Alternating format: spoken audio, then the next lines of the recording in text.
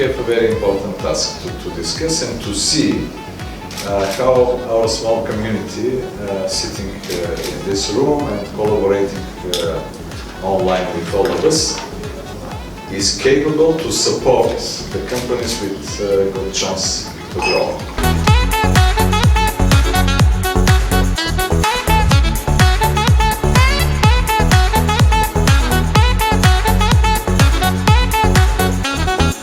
So why there is still need of someone which is mediator?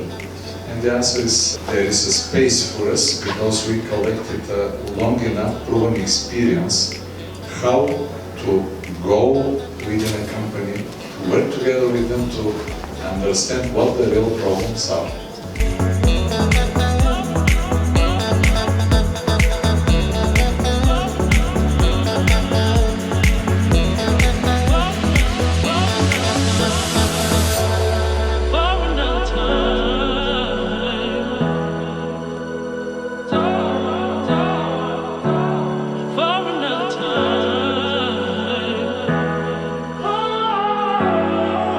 So the best way to compete is not everyone to fight to invent the wheel, but to work together and to be on the market as faster as possible.